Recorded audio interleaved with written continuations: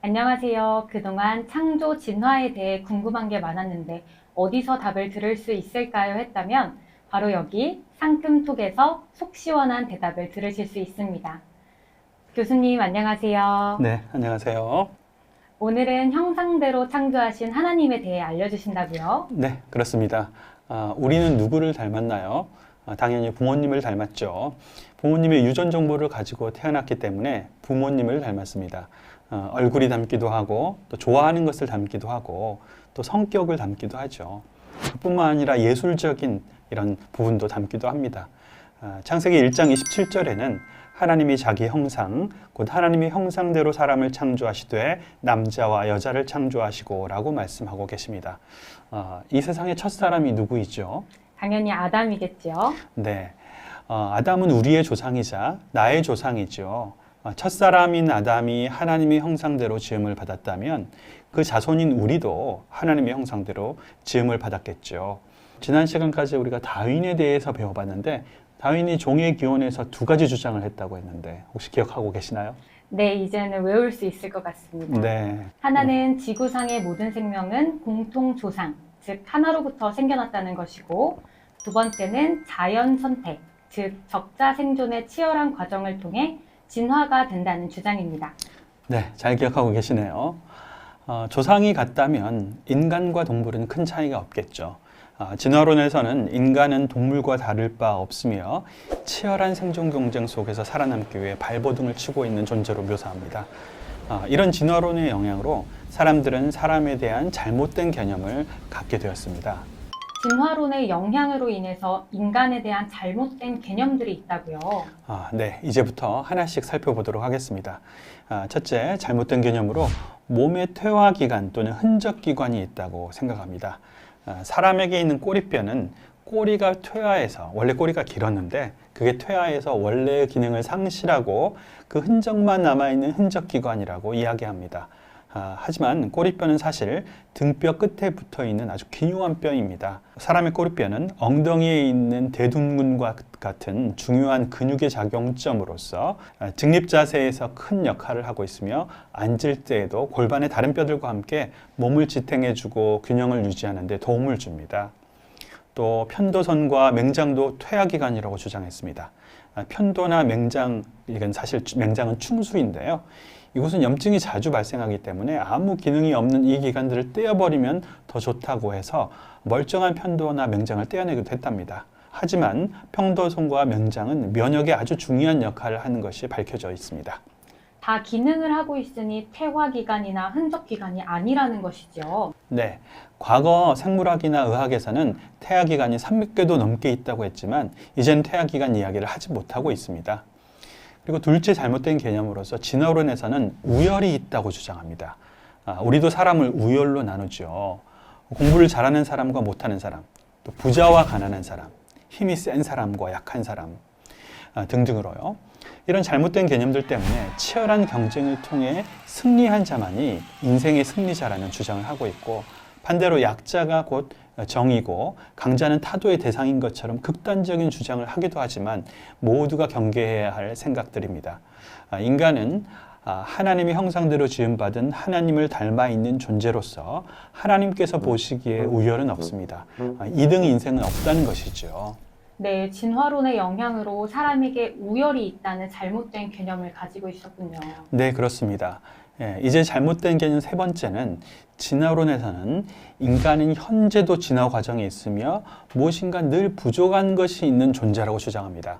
하지만 우리는 하나님의 형상대로 부족한 것이 없는, 다시 말해 이 위에 무엇을 더할 것이 없는 존재로 지어졌습니다. 하지만 아담의 원죄로 인해서 죽음이 들어오고 이 죄와 죽음의 문제를 해결하시기 위해 예수님까지 번이어 주신 이유는 바로 하나님을 닮게 만드신 우리를 하나님께서 사랑하셨기 때문이죠.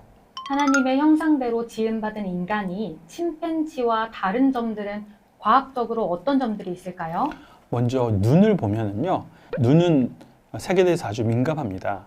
뭐 몇십만 개에서 몇백만 개의 색을 구별할 수 있다고 해요. 그리고 아름다운 색을 보고 또 아름다운 모양을 보고 이걸 즐거워하기도 하고 또 다양한 색깔을 만들어내기도 하죠. 하나님께서 세상을 보시면서 아주 보시기에 아주 좋았더라고 말씀하신 이 아름다움을 우리가 눈을 통해서 충분히 공감할 수 있습니다. 미술관에서 예술 작품을 보고 아름다움을 느끼는 침팬지 본 적 있나요? 없습니다. 네. 우리의 손은 또 매우 정교합니다. 하늘자매님 이렇게 한번 해볼 수 있나요? 이렇게요? 네. 근데 이렇게 하는 게 쉽죠, 저희는? 네. 이렇게 할 수 있는 게 인간밖에 없다고 합니다. 네. 인간의 손은 굉장히 정교하고요. 다양한 도구를 만들어낼 수 있는 능력이 있습니다. 또 인간은 손을 통해서 정말 많은 일을 하고요. 또 식물을 재배하기도 하고 동물을 훈련시키기도 하고 동물을 보호하는 공간을 만들기도 하고 또 인간의 손으로 도구를 만들어서 거대한 빌딩이나 이런 거대한 구조물들을 짓기도 하죠. 웅장한 건물이나 반도체를 만들고 있는 또 핸드폰을 만들고 있는 침팬지가 상상이 되나요? 아니요. 네, 이거는 혹성 탈출 시리즈에서나 나올 수 가능한 일입니다. 이런 것들은요, SF 영화에서나 가능한 일인데 사실 이런 영화들은 여지없이 진화론 사상의 그 바탕을 두고 있다는 점을 꼭 기억하시면 좋겠습니다. 과학적으로 침팬지 지능을 어느 정도 향상시킬 수 있다고 해요. 인간에게만 있는 유전자를 동물에게 주입하여 뇌의 주름을 인간의 뇌의 주름처럼 비슷한 형태로 만들었다는 쥐를 가지고 했던 연구도 있었습니다. 하지만 침팬지가 말을 타고 또 창을 던지게 하는 것, 이런 것들은 불가능합니다. 또 성대가 전혀 달라서 인간의 말을 모방조차 하지 못합니다. 인간은 언어를 사용합니다. 동물도 의사소통을 할 수 있다고요? 네, 맞습니다. 하지만 인간의 의사소통 능력은 동물이 만들어내는 정도의 신호음과는 차원이 다르죠. 또 인간은 다양한 목소리로 리듬을 만들고 음을 합쳐서 화음을 넣기도 합니다. 아름다운 목소리를 내는 악기를 만들어서 협주를 하기도 하죠. 합창과 오케스트라 협주를 하는 혹시 침팬지 상상이 가나요? 아니요. 네, 그렇죠. 이 하나님과는 비교할 수 없지만 사람의 능력은 하나님과 많이 닮아 있습니다. 우리는 예술이나 체육, 음악, 과학 등 모든 분야를 통해서 놀라운 창의성을 발휘하고 발전하고 있습니다. 이런 것들은 동물들이 전혀 할 수 없는 것들이죠. 인간은 자기 의사를 전달하고 마음을 나누고 소통하는 존재입니다. 우리는 언어로서 누구를 위로하기도 하고 기뻐하기도 하고 슬퍼하기도 하고 또 무엇보다 우리는 기도와 찬양을 통해서 하나님과 영적인 교감을 할 수 있습니다. 오직 사람만이 가능한 일이죠. 사람만이 하나님께 예배할 수 있고 그 이유는 하나님께서 하나님의 형상대로 지으신 존재는 인간뿐이기 때문입니다. 이렇게 하나님의 형상을 닮은 우리에게 하나님께서 하신 말씀이 있답니다. 창세기 1장 28절 전반절에서는요. 하나님이 그들에게 복을 주시며 하나님이 그들에게 이르시되 생육하고 번성하여 땅에 충만하라고 말씀하고 계십니다. 하나님께서는 사람을 하나님의 형상대로 창조하신 후에 아담과 하와에게 자녀를 많이 낳고 번성하여 땅을 채우고 충만하라고 말씀하셨습니다. 어떻게 하면 생육하고 번성하고 충만할 수 있을까요? 결혼을 해서 아들이나 딸을 많이 낳으면 충만해지지 않을까요? 우리나라는 인구가 감소하고 있어서 큰 사회적 문제가 되고 있는데요. 네, 하나님의 생육하고 번성하여 땅에 충만하는 명령은요, 남자와 여자가 함께 살아가면서 가정을 이루고 서로 사랑함을 통해서 또 다른 생명을 낳고 그 자녀들이 또 다른 가정을 이루면서 생명을 낳는 것을 통해서만 실천될 수 있습니다. 요즘에 사회적으로 큰 이슈가 되고 있는 차별금지법 안에는 동성애에 대해 차별해서는 안 된다는 조항이 숨겨져 있죠. 하나님께서는 동성애에 대해 분명히 죄라고 말씀하셨고 엄히 금하셨습니다. 동성애에 대해 관용하게 되면 하나님께서 만드신 가정의 기본의 틀을 거스를 뿐만 아니라 생육하고 번성하여 땅에 충만하라는 명령을 거역하게 되는 것이죠. 만약 전 인류가 동성 결혼을 하게 되면 이 세상 사람들은 100년만 지나면 모두 사라지겠죠.